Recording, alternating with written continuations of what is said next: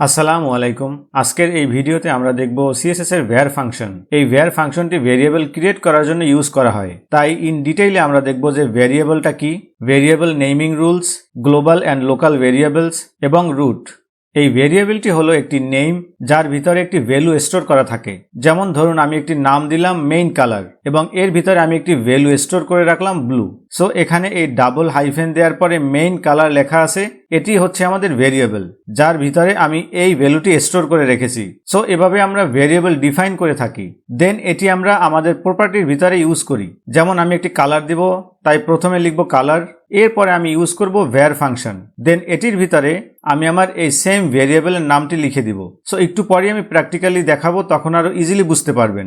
এখন আমরা একটু দেখি এই ভেরিয়েবলের নামটি লেখার জন্য কি কি রুলস রয়েছে। প্রথমে আপনাকে দিতে হবে ডাবল ড্যাশ, দেন এরপরে আপনি নামটি লিখতে পারেন, যেমন main hyphen colour, font hyphen size, BTN hyphen padding. কিন্তু আপনি এভাবে লিখতে পারবেন না, কারণ এখানে আপনার প্রথমেই ডাবল ড্যাশটি দেয়া নেই, যেটি এখানে আছে। এরপরে আমার রয়েছে নো স্পেস অ্যালাউড, মানে আমি যখন নামটা দিব তখন এর মাঝখানে কোনো স্পেস থাকতে পারবে না। সো আমি মেইন স্পেস কালার এভাবে লিখতে পারবো না, বাট আমি এভাবে লিখতে পারবো যে মেইন ড্যাশ কালার বা মেইন আন্ডারস্কোর কালার বা মেইন এবং কালার, এটি আমরা একই সাথে লিখতে পারি।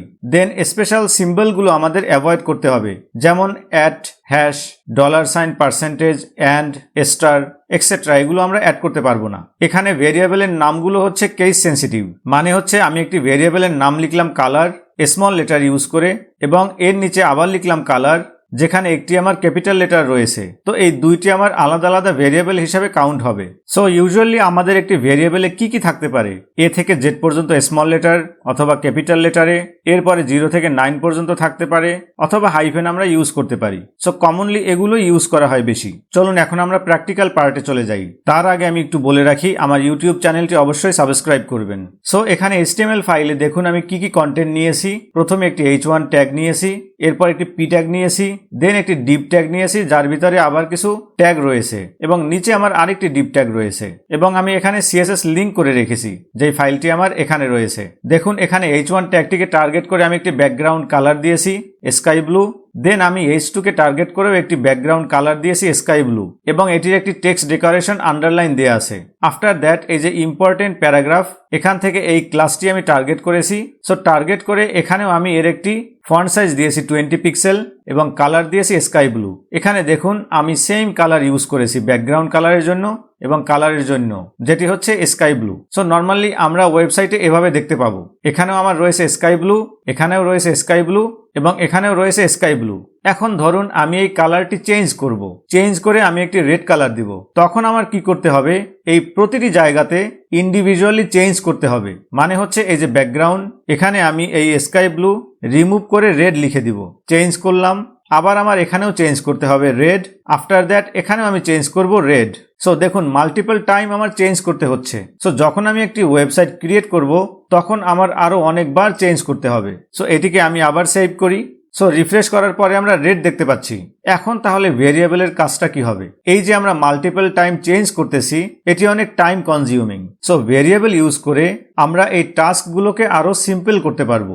মানে আমি মাত্র একবার চেঞ্জ করব আর সব জায়গাতে চেঞ্জ হয়ে যাবে যেখানে যেখানে আমি চাই। সো চলুন দেখি যে ভেরিয়েবল এখন কিভাবে আমি ইউজ করতে পারি। সো ভেরিয়েবল ইউজ করার জন্য প্রথমে আমার লিখতে হবে ক্লোন রুট। এর ভিতরে এখন ধরুন আমি একটি ভেরিয়েবলের নাম নিব। প্রথমেই আমি ডাবল ড্যাশ দেই, এরপরে ধরুন আমি একটি ভেরিয়েবলের নাম ইউজ করব। ফর এক্সাম্পল আমি এখানে লিখে দেই প্রাইমারি হাইফেন কালার, মানে প্রাইমারি কালার নামে আমি একটি ভেরিয়েবল নিলাম। এরপরে ক্লোন দিয়ে আমি লিখে দিলাম রেড। সো আমার ভেরিয়েবলটি ক্রিয়েট হয়ে গেছে। এখন এটি আমি কিভাবে ইউজ করব? এই যে আমার H1 আছে, এখানে আমি রেড এটি কেটে প্রথমে লিখব var, মানে var ফাংশনটি আমি ইউজ করব। এরপরে এর ভিতরে আমি এই ভেরিয়েবলের নামটি দিয়ে দিব। জাস্ট এখান থেকে কপি করি এবং এখানে পেস্ট করি। সো একইভাবে আমি এখান থেকে এটিকে কপি করি, দেন এখানেও দিয়ে দেই। আফটার দ্যাট এখানেও আমি পেস্ট করে দেই। সো দেখুন আমি ভেরিয়েবল এখানে ডিফাইন করলাম। এটি ইউজ করার জন্য আমার এই var ফাংশনটি দরকার হবে, যার ভিতরে এই সেম নামটি আমার দিতে হবে। তখন কি হবে, এই প্রাইমারি কালার মানে এই প্রাইমারি কালার এবং যার ভ্যালু হচ্ছে রেড। সো এখানে আমার রেড, এখানে আমার আছে রেড, এখানেও আছে রেড। এখন এটিকে আমি সেভ করি। আফটার দ্যাট এখানে রিফ্রেশ করি। দেখুন কোনো চেঞ্জ আমরা দেখতে পাচ্ছি না, মানে প্রপারলি কাজ করতেছে। সো ধরুন এখন আমি এই কালারটিকে চেঞ্জ করব। এখানে আমার রেড কালার আছে ব্যাকগ্রাউন্ড, এখানেও ব্যাকগ্রাউন্ড রেড কালার আছে এবং এখানে আমার টেক্সটের কালার আছে রেড। এটিকে চেঞ্জ করে ধরুন আমি অন্য আরেকটি কালার দিব, যেমন ব্লু। সো এবার আমার কি করতে হবে, এই প্রতিটি জায়গাতে চেঞ্জ করার কোনো দরকার নেই, জাস্ট এখানের এই রেডটি আমি কেটে ব্লু লিখে দিব। দেন এখন একটু সেভ করি। আফটার দ্যাট এখানে রিফ্রেশ করে দেই। দেখুন ম্যাজিক, জাস্ট আমি শুধু একটি জায়গাতে চেঞ্জ করলাম আর সব জায়গাতে সেটি অ্যাপ্লাই হলো। সো এখানে আমার যে এই আন্ডারলাইন রয়েছে এটিও আমি ভেরিয়েবলে কনভার্ট করতে পারবো। সো আপনারা এবার বুঝতে পারতেছেন প্রথমে আমাদের কি করতে হবে। আমি ডাবল ড্যাশ দিব, এরপরে ধরুন আমি একটি ভেরিয়েবলের নাম নেই। ফর এক্সাম্পল আমি লিখে দিলাম অ্যাড লাইন, এরপরে ক্লোন দিয়ে আমি লিখে দিলাম আন্ডারলাইন। দেন আমার এখানে রয়েছে আন্ডারলাইন, এটি রিমুভ করে এখন আমি লিখবো ভ্যার এবং এর ভিতরে আমি ডাবল হাইফেন দিয়ে অ্যাড লাইন এটি লিখে দিব। এখানে যেই নাম দিয়েছি আমি, এখানেও আমার একই নাম আছে। সো এবার যদি আবার আমি সেভ করি, দেন এখানে আবার আন্ডারলাইন রয়েছে, দেখুন রিফ্রেশ করলাম সেম আন্ডারলাইনই আছে। এবার ধরুন আমি এখানেও আন্ডারলাইন অ্যাড করব। তার জন্য আমার যেটা করতে হবে, এই সেকশনটিকে টার্গেট করতে হবে। দেন আমি এখানে লিখে দিব টেক্সট ডেকোরেশন ভ্যার অ্যাড লাইন। এটিকে আবার সেভ করি। আফটার দ্যাট এখানে রিফ্রেশ করি, দেখুন চলে আসছে। আবার ধরুন আমি এটিকে ওভারলাইন দিতে চাই, মানে এই টেক্সটের উপরে আমার লাইনটি আসবে এখানে এবং এখানেও। তখন আমি কি করতে পারি, জাস্ট এখানে এবং এখানে চেঞ্জ না করে এই যে উপরে এখানে আমি জাস্ট লিখে দিব ওভারলাইন। জাস্ট আমি একবার লিখে দিলাম এবং সব জায়গাতে চেঞ্জ হবে। আবার আমি একটু সেভ করি। আফটার দ্যাট এখানে আবার রিফ্রেশ করে দিই, দেখুন উপরে চলে আসছে এই লাইনটি। সো এখন আমরা একটু দেখি গ্লোবাল এবং লোকাল ভেরিয়েবলটা কি। এই যে এখানে আমি ভেরিয়েবলগুলো অ্যাড করলাম এই রুটের আন্ডারে, এগুলো হচ্ছে আমার গ্লোবাল ভেরিয়েবল বা এটাকে আমরা বলি গ্লোবাল স্কোপ। এর মানে হচ্ছে এই রুটের আন্ডারে আমরা যতগুলো ভেরিয়েবল ক্রিয়েট করব সবগুলো আমরা যে কোনো এলিমেন্টের উপরে অ্যাপ্লাই করতে পারবো। মানে এখানে আমার যত ট্যাগ আছে, যত এলিমেন্ট আছে, এই সব কিছুর উপরে আমি অ্যাপ্লাই করতে পারবো, কারণ এটি গ্লোবাল ভেরিয়েবল। এখন আমরা লোকাল ভেরিয়েবল কিভাবে ক্রিয়েট করতে পারি? সো লোকাল ভেরিয়েবল হলো পার্টিকুলার একটি সেকশনের উপরে আমি ক্রিয়েট করব এবং সেখানেই কাজ করবে শুধু। যেমন ধরুন এখানে আমার আরেকটি সেকশন রয়েছে ডিভ এবং যার একটি ক্লাস আছে বক্স। আমি এখানে একটি লোকাল ভেরিয়েবল ক্রিয়েট করতে চাই, যার মানে শুধু এখানেই কাজ করবে। এই ডিভের আন্ডারে আমার যত চাইল্ড আছে এগুলোর উপরে কাজ করবে, এর বাহিরে অন্য কোনো এলিমেন্টের উপরে আর কাজ করবে না। সো লোকাল ভেরিয়েবল এখানে যদি আমি ক্রিয়েট করতে চাই, আমার এই বক্স এই ক্লাসটিকে টার্গেট করতে হবে। সো আমি আবার এখানে আসি, নিচে আমি লিখে দেই ডট বক্স। এরপরে ধরুন আমি একটি লোকাল ভেরিয়েবল ক্রিয়েট করব। একইভাবে আমার ক্রিয়েট করতে হবে, ডাবল হাইফেন দিলাম।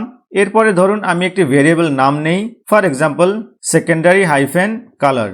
দেন এখানেও আমি একটি কালার অ্যাড করে দেই, for example red. After that আমি কি করতে পারি, আমি এই রেড কালারটি এই সেকশনেই শুধু দেখাবো। সো আমি এখানে লিখে দেই কালার।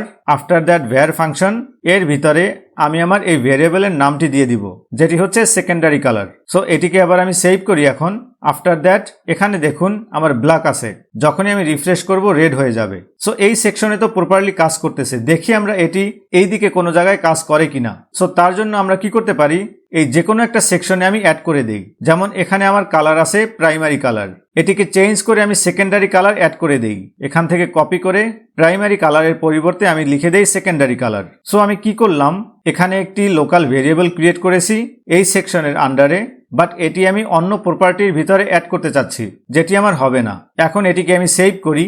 আমি একবার একটু রিফ্রেশ করি, এখানে দেখুন রিফ্রেশ করতেছি, রেড কালার হচ্ছে না। ব্লু কালারটি চলে গেছে, কারণ আমি ব্লু কেটে রেড দিয়েছিলাম, তাই রেড তো আমার এখানে অ্যাপ্লাই হবে না, তাই বাই ডিফল্ট ব্ল্যাক কালার চলে আসছে। রেড কেন অ্যাপ্লাই হবে না, কারণ এটি হচ্ছে আমার লোকাল ভেরিয়েবল, এটি শুধু এই সেকশনের উপরে কাজ করবে, মানে এই সেকশনের আন্ডারে। ধরুন আমি এখানে একটি এ ট্যাগ নেই, ফর এক্সাম্পল এখানে জাস্ট আমি গুগল লিখে রাখি এবং এখান থেকে এটিকে আমি আগের মতো করে রাখি প্রাইমারি কালার।